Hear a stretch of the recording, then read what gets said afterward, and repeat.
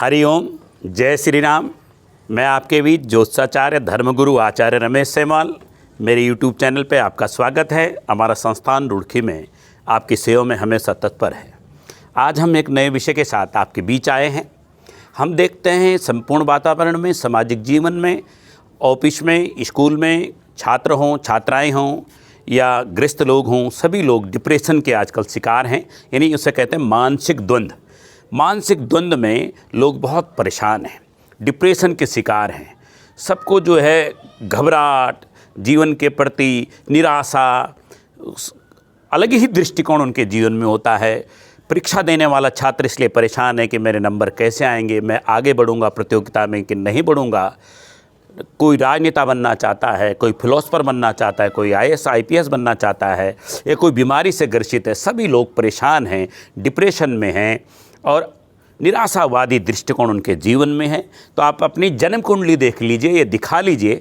जन्म कुंडली में जब चंद्रमा आपका नीच का हो, अंशों में कमज़ोर हो, चंद्रमा पाप ग्रहों से पीड़ित हो, चंद्रमा राहु के साथ हो, चंद्रमा शनि के साथ हो, चंद्रमा वृश्चिक राशि में बैठा हुआ हो, चंद्रमा और राहु का ग्रहण योग बना हुआ हो, चंद्रमा शनि का विषयोग बना हुआ हो, चंद्रमा पे पाप ग्रहों का प्रभाव हो, चंद्रमा छठे, 8वें, 12वें भाव में हो, तो आपको परेशानी हो सकती है। आप डिप्रेशन के शिकार हो सकते हैं। बुध भी इसमें बहुत बड़ा कार्य करता है, बुद्धि को क्षीण कर देता है। बुध को भी देख लेना चाहिए। बुध आपकी कुंडली में कहाँ बैठा हुआ है, नीच राशि में है, पाप ग्रहों से पीड़ित है, तो विशेषकर मन पे प्रभाव चंद्रमा का पड़ता है। मन चंद्रमा और आत्मा सूर्य। तो अपने चंद्रमा को मजबूत कीजिए। आप भगवान शंकर की आराधना प्रारंभ कर दीजिए। भगवान शंकर को दुग्धाभिषेक आप प्रारंभ कर दीजिए। भगवान शंकर के मंत्रों का जाप, नमः शिवाय का आप जाप प्रारंभ कर दीजिए। रुद्राक्ष पंचमुखी रुद्राक्ष अगर आपने धारण कर लिया तो आपको मानसिक डिप्रेशन से छुटकारा मिल जाएगा। चंद्रमा के लिए जो रत्न है वो मोती रत्न है, आप मोती धारण कर सकते हैं। आप मोती अगर कुंडली दिखा करके ही रत्नों को धारण करना चाहिए तो रुद्राक्ष आप धारण कर सकते हैं। आप मोती पहन सकते हैं। आप भगवान शंकर की आराधना कर सकते हैं।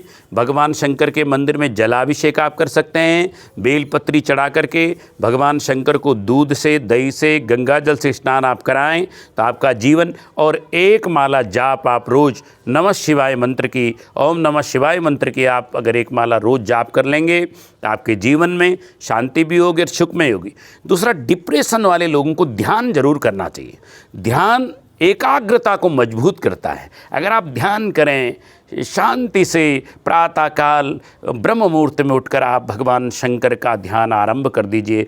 ध्यान ओम का उच्चारण करते हुए लंबी लंबी सांस लेकर के ओम की ध्वनि का उच्चारण अगर आप करते हैं तो आपको सदचित आनंद की प्राप्ति होती है।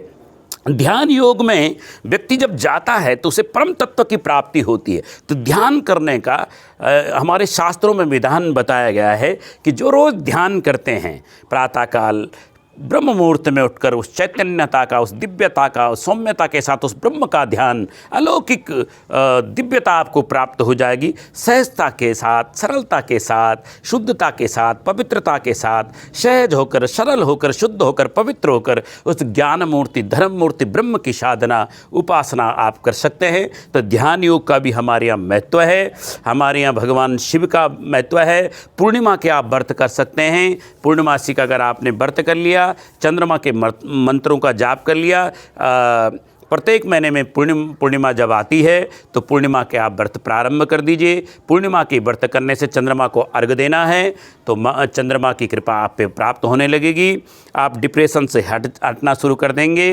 तो डिप्रेशन वाले लोगों को, जो मानसिक द्वंद्व में रहते हैं, उन्हें साधना, उपासना, माँ भगवती की साधना भी आपके लिए बहुत महत्वपूर्ण रहने वाली है। शिव शक्ति की साधना महत्वपूर्ण रहने वाली है। चंद्रमा को अर्घ देने का महत्वपूर्ण आपको रहने वाला है।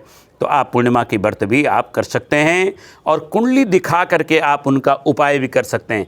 गंगा स्नान का भी इसमें बड़ा भारी महत्व है। जो डिप्रेशन में रहता हो उसे गंगा स्नान भी करना चाहिए। गंगा स्नान से आपके शरीर में एक नई ऊर्जा, नई उमंग प्रकट हो जाएगी। तो इसलिए आप शिव साधना करें, शक्ति की साधना करें और आप ध्यान जरूर करें। तो डिप्रेशन के रोगियों को, मानसिक द्वंद्व में आप हैं, चिड़चिड़ापन आपको आता है, क्रोध आता है, द्वंद्व में आप रहते हैं, मन भटकता है आपका, तो ध्यान जरूर करें।